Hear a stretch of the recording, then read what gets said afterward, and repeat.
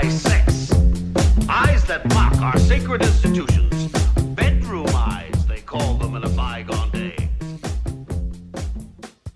They're the eyes of a man whose lust knows no... Well, hello everyone. Welcome back to Horny Creek. My name is Mark. With me, as always, is my wife, Carol. How you doing today, Carol? Hey, what's up? Not much. It's been a good week here. It's April 26th, 2000. It is. The year is flying by. Yeah. But you finally got it. 4 months, almost 5 months in. But Yeah. it's all good. It's 2000. It's 2000, everyone. Yeah. It's also Stolen Kisses time. It is. This was a really interesting episode. You think so? I think so. What do you think? It was a somewhat horny episode. It was. Frustratingly horny episode. I didn't dig the continually repeating You didn't dig it? Because it's a song from the 60s, you're going back into your 60s bag of slang. I guess. I didn't dig it, Daddy-O. I wasn't hip to it. But they played the same damn song in the background. And, like, not even the good version, the acoustic, like, crappy version of... Put some respect on Daydream Believer by the Monkees. It's not even the monkeys singing. No. At first, it's Dawson and Joey singing it. Yeah. And then it's someone doing, like... Daydream Believer and... It reminds me of, I went to the casino one time in Canada with my friend Mike, and there was a band there, and they were playing Bob Dylan's song like a Rolling Stone, which is an already slow song. Right. But they were playing it at like half speed, so it was like a rolling brown stone. I was like, awful. Are they playing this song in the casino or underwater? Are you sure you weren't just drunk? No. Okay. I'm not sure. So... We had a lot of, what was it? Cranberry orange juice mix. Cran orange mix with vodka.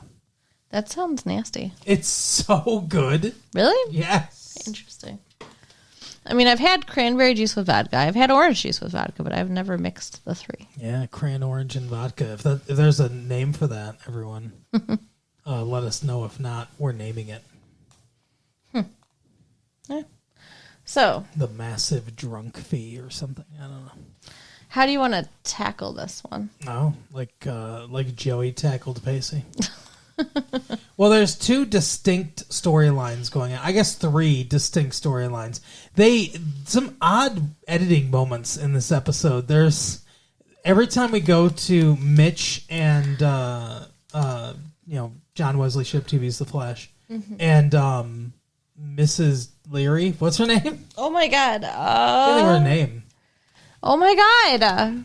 We used to talk about them so much more, so the name was fresh. But I don't know. Mitch and Dawson's mom, Mrs. Mitch. Mrs. Leary.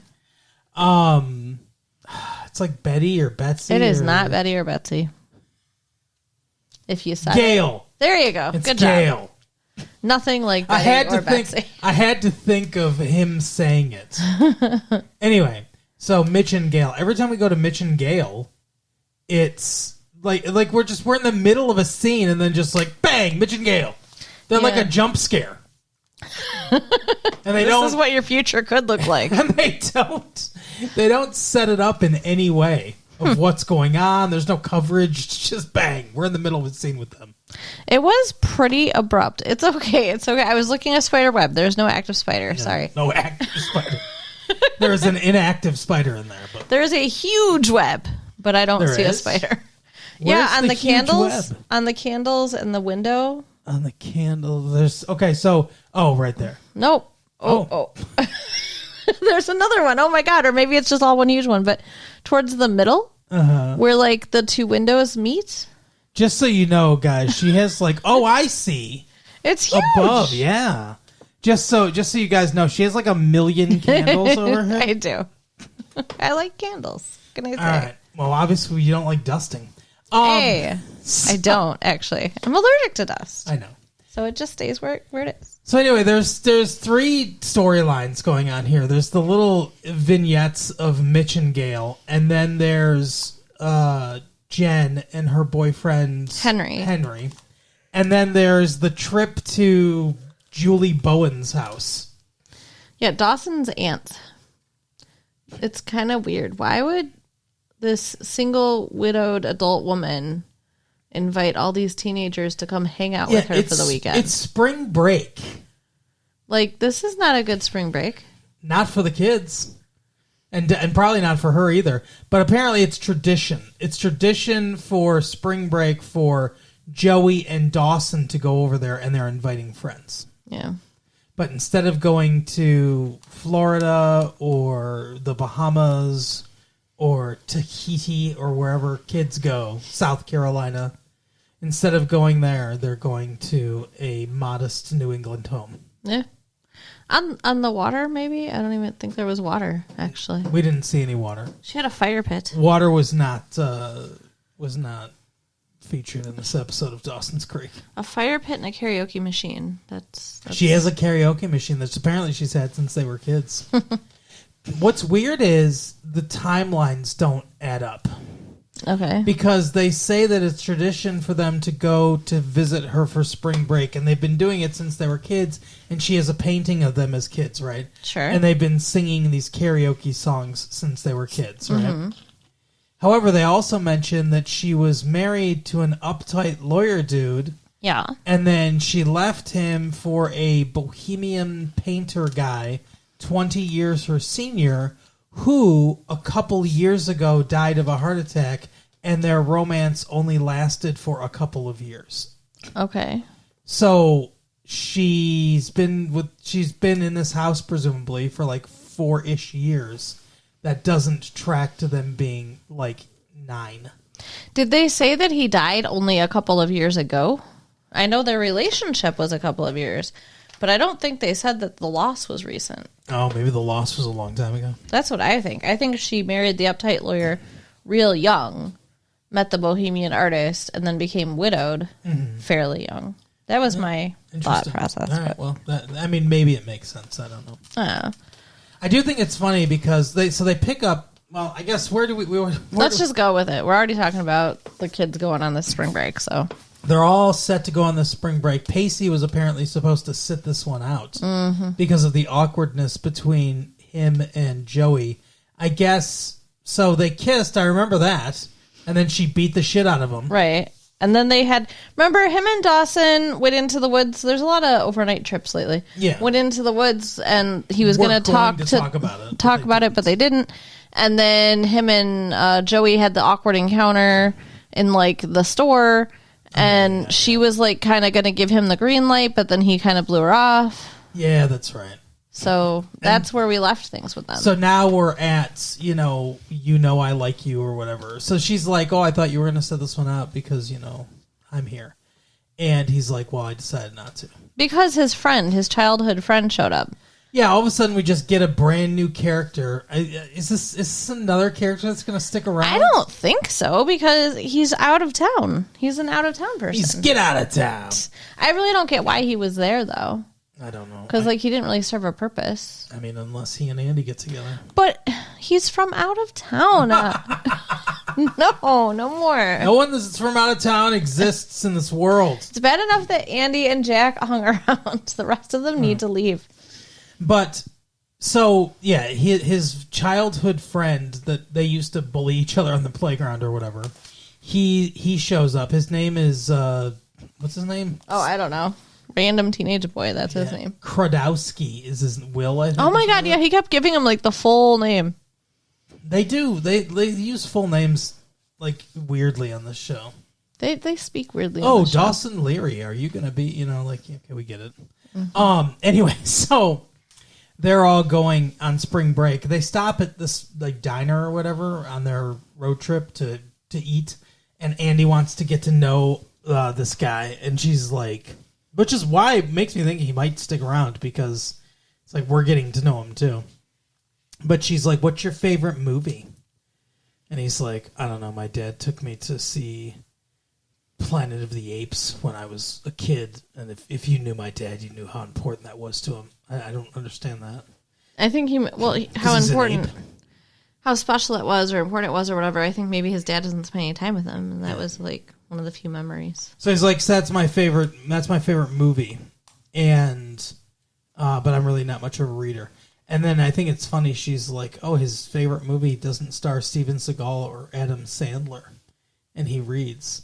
And then later, we have Julie Bowen in this movie, or in this show, in this episode. And she's from an Adam Sandler movie. Oh, she is? Did you not recognize her? No. She was in Happy Gilmore. Okay. She was the love interest in Happy Gilmore. We watched that movie. I mean, I can see that. She's a pretty lady. That's when he golfed. Yeah. I vaguely remember Happy Gilmore. That was a while ago now. Yeah, it was a couple of years ago. Mm-hmm. But anyway, I just thought that was funny. So I show up at her house, and she is, I don't know, like, several times she's like, oh, it's none of my business or whatever, yet she's in everyone's business. Oh, yeah. Well, and let's just, to be clear, so we have Andy, Pacey, random dude. Will. Dawson and Joey. So the 5 of them go and show up at the aunt's house. And, like, at least one of them was not even expected. So that's weird. Or, no, he was. She knew who everybody was that was coming, but she was expecting Jack. Yes. Who is spending time bonding with his dad. Yeah. That makes sense. After the last episode, I guess. That checks out. But she obviously knows Dawson and Joey and Pacey, who have been around for a long time. And she correctly surmises Andy is, because she knew that she was coming. Well, yeah, she's the only other girl. And she's like, and you must be Jack. But it wasn't. Yeah. So. Go ahead. Go ahead with what? I don't know. They do stuff at this. Yep, things happen. The aunt's cabin. Oh my god. She says to them. We just watched this episode. She said to them, "I need to shop in town for whatever, and I'm taking Dawson and Joey with me." I swear to God, throughout the whole episode, I just keep expecting her to like make up a room for them and put like a bottle of wine and play some music and be like, "Go ahead, kids." Right, exactly. She wants them together so bad. She's like, "What happened? Why aren't you guys together anymore?" What the fuck, lady? And why aren't you together now then, after they explain the whole sordid thing? Yeah. They go through quite a brisk summary of the season. Yeah. Not even like the season, the show. But at the very end of it, when they wrap up their thing, then Joey throws on the end, and Dawson asks Pacey to look out for me. And then it's like, what does Pacey have to do with this? Yeah, oops. Which is like, how in a normal world, that question would require an answer and further exploration. Like, she wouldn't have just been able to, like, walk out of that with nothing. Yeah. But Dawson's, like, oblivious. He really is. She mentions that, Joey mentions to Dawson that, he used to need to be the center of everything, and the whole world revolved around him. And she's like, and I've watched you take a back seat. And I'm like, yeah, in your own show. Yeah. Because that's exactly what's happened. Like, it's true. And she's like, and let others shine. And it's like, she's describing the trajectory of the show. Yeah. But, she's like, so we're going shopping and everything. I'm taking these 2 with me. So the rest of you have to figure out something to do. So they have a little side quest where they go to a pool hall, and it's the most unsatisfying hustling scene I think that's ever been filmed. They're like, oh, we're bad at pool. Oh, I accidentally hit the cue ball to you. Sorry, sir. Do you guys want to play for money? Oh, we'll play for money. And then they just come. We don't even see them play. I guess nobody can play pool. Yeah, no one could play pool, and they couldn't afford like a pool player to, where they do where they film it horribly, where you have the wide shot of everyone standing there, and then the very close shot of the shot, so you can't see who's actually shooting it. I guess they couldn't afford that, so they're just like, "Oh, you guys hustled them." Yeah, kind of dumb. And Andy's like all scandalized. I can't believe I was a part of this. I'm morally against it. What? Okay, you didn't do anything though, so shut up. Yeah, and who cares? And then, like, it's because it's gambling, maybe? I don't know. Oh, but then they cut her in, and then she's all happy. And she's fine. She gives dreamy eyes to the new boy. Yeah, she wants this guy. Is it money? Is that what it turns her on? I don't know why. I don't know why she spent so long with Pacey. If that's the case, I think it's his mental illness. I think that she's like, so you said that you wanted to be happy when you grew up. What makes you unhappy now? My dad sucks. And she's like, he told me about his dad to Pacey, and Pacey's like, he told you that? He said the word sucks. Like he did. Like he doesn't really go into detail about his dad. No, but they act like she revealed some like great truth of his world to her. yeah. I don't know. I didn't care that much about them. No. And that's about the extent of them. Yeah. So Dawson and Joey, then later they're having their karaoke night, and the aunt forces them to sing a song. No, not again. Not again. Because after that happens, they play. It's like, oh my god! It's like we spent so much money on the rights to this song to the Monkees. But did they? To Mike Nesmith. Did they, or is that why they're doing this to the song? Because they don't have the rights. I don't know, but I would think they got to pay the rights to somebody. I don't know. I mean, it definitely wasn't Someone the Monkees singing it. No, it was not the Monkees. It wasn't Davy Jones singing it. And then this is a weird sleeping situation too, where Pacey and Joey are, I don't know, talking off somewhere, and everybody else has gotten ready for bed, laid down in their sleeping bags, and gone to sleep. Yeah, and they've gone into the sleeping bags, leaving the bed for Joey and Pacey. Like, maybe because they're the two with weird names. But what? Like, if you were if the situation was, here's a bed, there's 3 sleeping bags, you guys have to, like 2 people are going to have to share the bed. If you were in that situation, if you were in there first, would you be like, I'll just take this sleeping bag? I take the fucking bed. Of course. And really, come on, chivalry. Like, there's 2 women, there's 3 guys. The 2 women should be sharing the bed. Agreed. But instead... That's what we all want to see, everyone. Instead, Pacey goes around and asks everybody to, like, switch with him. Yeah. Why don't you sleep on the bed with me? Can you sleep on the bed with me? Yeah. He doesn't even offer Joey. He offers himself. That's true. I didn't even think about that. He's like, let Joey sleep on the fucking cold floor. You sleep in the bed with me, Dawson. And Dawson's like, no. It's so weird. But yeah, so nobody will switch, so then they have to sleep together. And that's a whole thing. And she's like, oh my God, don't let your butt touch my butt. Ew. Mm-hmm. Like, that's just such a show. She's like, I don't want to feel anything. So dumb. But we do find out later she does feel something. Well, it's so funny, too, because she goes, later they're talking outside, and she's like, I felt it in the morning. And I'm like, that makes sense in the morning. It really does.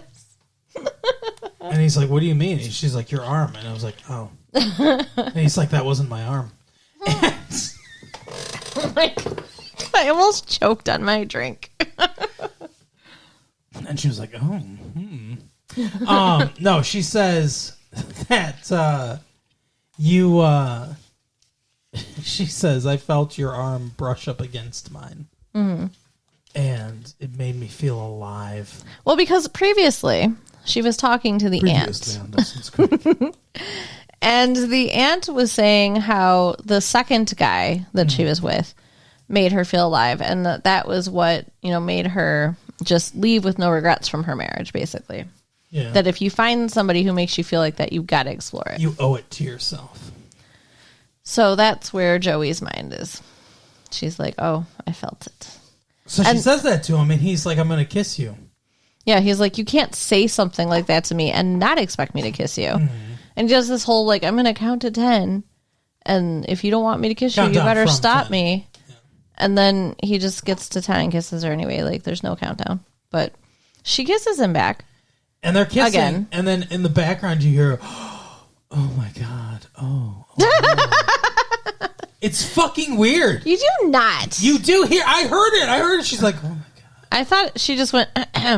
She did. She goes, and then she's like, "Oh my god!" Like, I don't know if like this was improvised dialogue from the actress or what, but very like you can hear her like mumbling almost. And, like, Are you sure? Yes, I could, unless I hallucinated. Your hearing sucks. Thanks. I feel like it could have been me mumbling because I was thinking those things like, "Oh my god, why are you interrupting?" Oh, maybe I was just hearing your thoughts. You were reading my mind. But anyway, so they turn around, and it's, she's there, and she's like, "Oh my god, oh hi," and she's like, "Hey, why don't you go fucking sing karaoke?" And he's like, "Yeah, that's what I want to do." So he leaves, and she says to Joey, she's like, "Look, it's none of my business, but here's everything you need to do." Right? She's like, "You better tell Dawson," or I'll tell Dawson. She didn't actually threaten her, but so. And then later, Who does she walk in on? She walks in on Joey and Dawson. Joey goes into like Dawson's in the bedroom looking at art or something like that, and he talks to his aunt, and he's like, "Yeah, I'm looking to see if there's anything of yours that I could hang up that would look good in my room." And she's like, "These things aren't they'll clash with the stupid movie posters you've got all over the place." And he's like, "I took them all down because I'm brooding and I don't know about my life, and I'm having a things. crisis of faith because he's not into movies anymore." Come on. Yeah, anyway. I guess so. She's like, Amistad wasn't that bad. Amistad was decent. Yeah. But we did that movie. We did. There is a tape of Amistad. But anyway, so Joey and Dawson are in the bedroom. He's looking at art and everything. And she comes in and she tries to start telling him about Joey. And that's when the You mean aunt, about Pacey? About Pacey, yeah. And that's when the aunt walks in, and she's like, "Oh, sorry to interrupt. Why are you in every fucking room?" Right? And like, instead of going, "Oh, sorry," just turn around and leave. You wanted Joey to talk to him. Let her talk to him. Why are you watching the two teenagers make out too? Why aren't you leaving that situation? Right? But instead, she interrupts fully, and then she gives him a picture of him and Joey as children in a heart. Yeah, and she's like, "Well, it's a painting she drew." Yeah, Not a painting. picture. Sorry. And she's like, "Why don't..." The one she said was her favorite, by the way. And she's like, "Why don't you hang this up in your room and fucking make it inspire you?" And she's like, I know that you're being disillusioned right now or whatever, but you have an enormous talent, and you're a talented, wonderful boy, and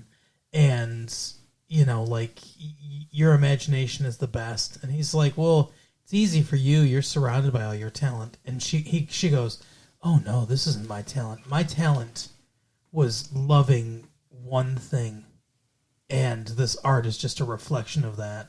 And you have to find out what that one thing that you love is. Hint, it's in this painting." Okay, she says, "My talent was loving someone well, and you need to find out what yours is. Your talent is." Yeah. That's what I said. No, it's not. What did I say? You said that she. I don't want to revisit. I don't want to. No, trust me. Oh, likely story. Rewind, everyone, and you'll discover I said exactly what she said, basically. No, you said loving one thing, and you need to figure out the one thing that you need to love, and that's not what she said. She said her talent was loving someone well. You need to figure out what your one thing is, your one talent, not your one thing to love. No, that she meant the one thing to love. I don't think so. She knows his talent. It's making movies. She's not like, choose something else. And then she tells him to close his eyes and paint his future. Yeah. Because that's what somebody did for her that got her painting or whatever. And she painted the cottage she lives in now when she did that. Yeah, which she didn't live in this cottage. So she basically just drew a cottage and was like, what's the closest thing to that I can live in? She's like a witch or something. Anyway. Yeah. Well, her house is made of gumdrops. So I suspect that when he paints his future in his mind, that it's going to be like Joey. Now, I'm wondering, is she supposed to represent a segment of the audience? Like a segment of the audience that wants Dawson and Joey together. Are we supposed to want them to get back together? That's my question, because I feel like maybe you and I are very much on the same page about this, I think. and I even said this to you while we were watching the episode. I used to really want them together, and I used to root for that and everything. The show has been effective in changing my mind and perspective about them. And whenever the show ends, like looking forward to whenever they conclude it, assuming that they reach a natural conclusion of their own, which I think they will. The show's pretty popular. I don't even know that I necessarily want the show to end with them together. Yeah. Like, no matter what trials they go through and stuff like that. That's what I wanted when I was first watching the show, when the show first started. But, like, I don't know that I necessarily want that anymore. I kind of like her and Pacey together better. I think they have better chemistry. On screen, yeah, for sure. But anyway, like I said, you and I are firmly in the same camp, I think, where we're like, we're kind of done with the whole Dawson and Joey thing. Mm-hmm. But is everyone out there, are you done with the Dawson and Joey thing? Or is this character, his aunt, supposed to be speaking for a segment of the fan base that's like, yes, get them back together. This is an abomination, her with Pacey. Maybe. That's a good question. It's not how I feel, but I'm wondering if that's how some people feel. As the episode goes on, Pacey is getting like more depressed and like going off by himself, and Joey asks him like, "Why did you come in the first place?" And he's like, "Proximity." Because you were lying next to me. No, he said proximity to the person you like is a good thing, and I like you. And then that's when he gets into the whole, I know how I feel about you. You know how I feel about you. How do you feel about me? And that's when she says the thing about the arm. But this is no, she said the thing about the arm before. Oh, well, he says he kisses her. No, he doesn't kiss her. No, he says him. Yeah, he says like, I can't keep being the one to initiate. I'm not. I'm just speaking incorrectly, but I am not confused.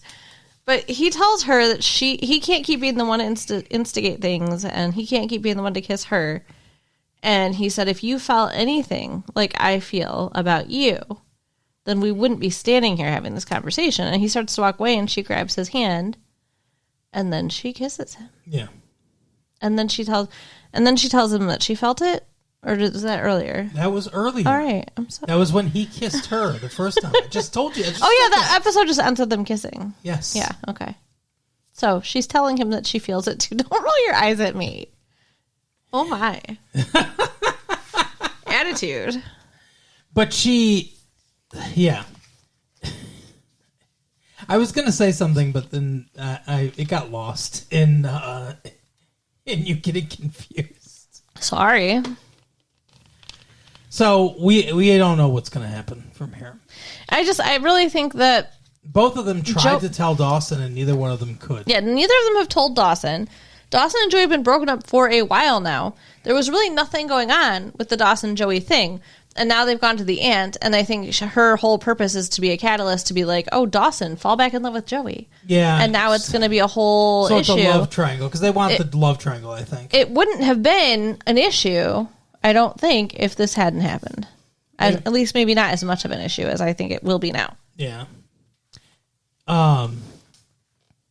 So then, do you want to talk about Gail and Mitch, or do you want to talk about the other kind of major storyline? Let's talk about Gail and Mitch. All right. Gail and Mitch, their story annoys me. So, this person just shows up. We have no context. Yeah, so they're talking about their trip. I think maybe it's they're describing the aunt and everything. Like, oh yeah, her love story and everything. About how it's while they're on the trip. I think it's when they stop at the diner. The kids, they're talking about the aunt and saying she fell in love with this guy or whatever. She ran off. She fell in love. Then he died. And then we just smash cut, and Mitch and Gail are sitting at a table, and this woman comes up, and they're like, "What are you doing in town?" And she's like, "Oh, this guy died, and my husband died." And they for a second, I was so confused. For a second, I'm like, "Is this the aunts? Is this?" The aunt didn't realize they were coming over, so she came here, and they're gonna go to an empty house or something. I was so confused because they didn't explain any of this at all. Yeah, and then I was trying to make it make sense, so I thought that maybe it was the new character boy's mom, because like that would be a reason for him to even be in town. But it's not that either. I really don't fucking know. So it's just some random friend of theirs. Yeah, but they don't. There's, like I said before, there's no, with each one of these, like I think we go to them 3 or 4 times, but each time we go to them, there's no setup at all. The last couple times, it's not as jarring because we're basically just continuing the storyline that they've established.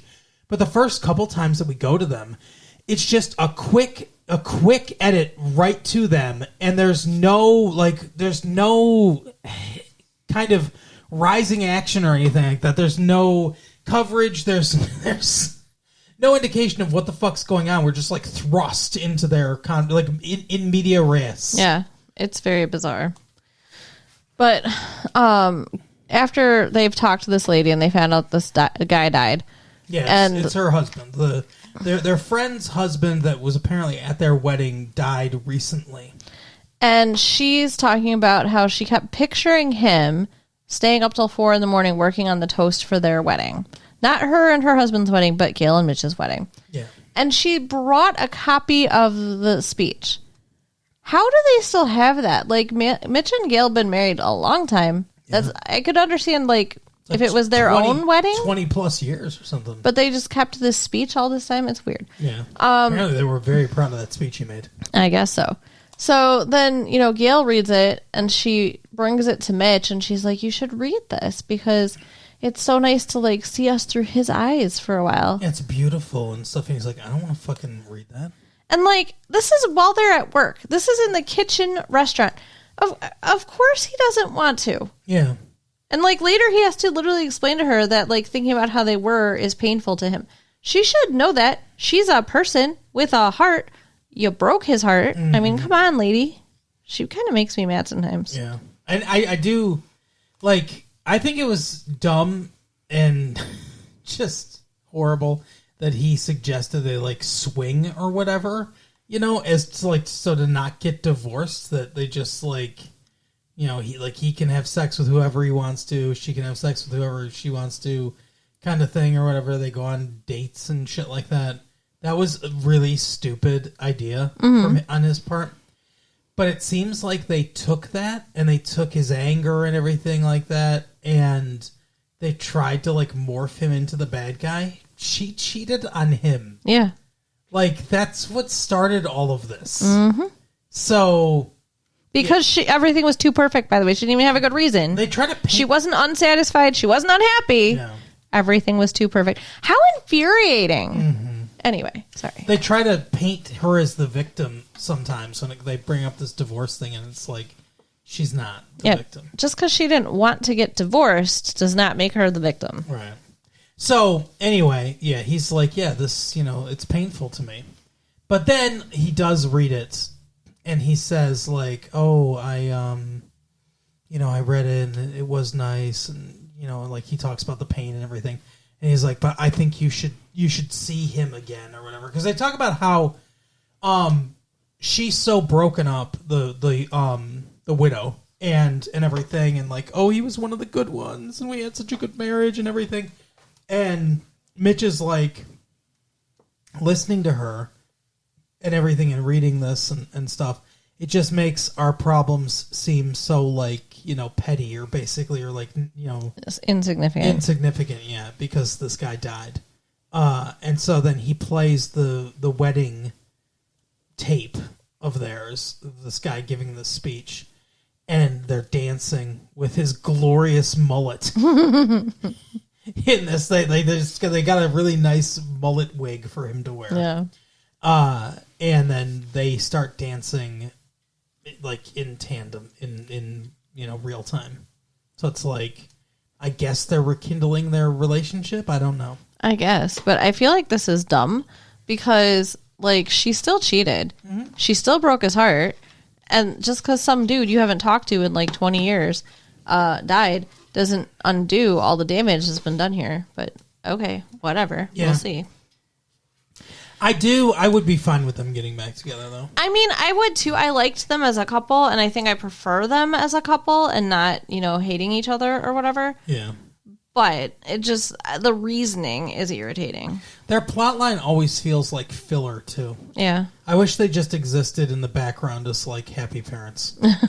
Yeah. Because, like, they're both good actors, and, I enjoy them sometimes on screen, but it's just like I said, it feels just like filler, because if you stitched all their parts together, it's like less than 5 minutes. Yeah.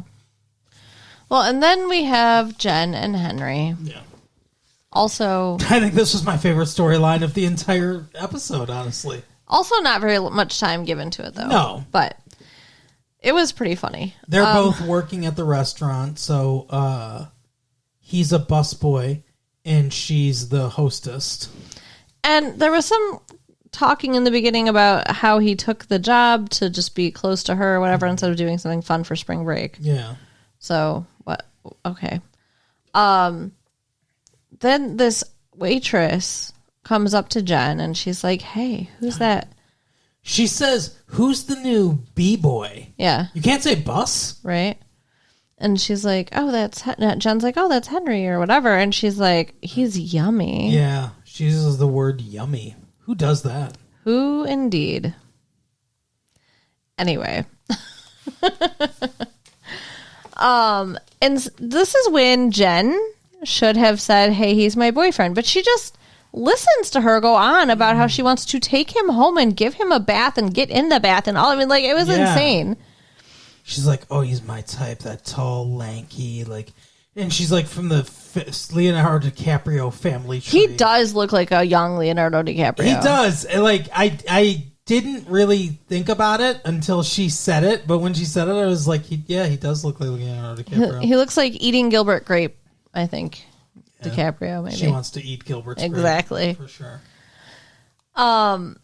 And so she's like flirting with him all of the time. Blonde, perky waitress. Yeah, she's very pretty. And she's very aggressive and very into Henry. And Jen is just getting pissed and, more and more bothered, but won't admit she's jealous. Yeah, that's the big thing is she's like, he says something and she's like, I'm not jealous or whatever. I'm not jealous. And then, later he comes over to her and is like, she just offered me sex. And she's like, what? And she goes, yeah, she said basically I can have sex with her anytime I want to. And she's like, your hands are shaking. She's like, do you want to sleep with her? And he took so long to say no. Yeah, I mean, she's pretty. She probably thinks, she's like, are you attracted to her? And he's like, no. I mean, that's such a lie. And why put him in a situation like that? Just because he might find her attractive or whatever doesn't mean he wants Jen any less. Right.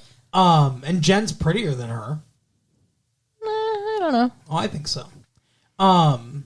But she's like, you know what? Why don't you just go have sex with her? And she's like, whatever, I don't care, but don't say I'm jealous. Yeah, make 1,000 babies. And then she finally reaches her breaking point.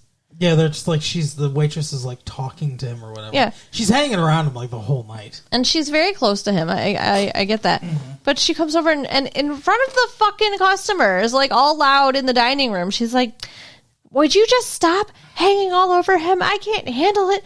He's mine. My boyfriend, not yours. Mine. He belongs to me. Yeah, get your boobs away from him, she says. And she's like, why didn't you just tell me that? Right.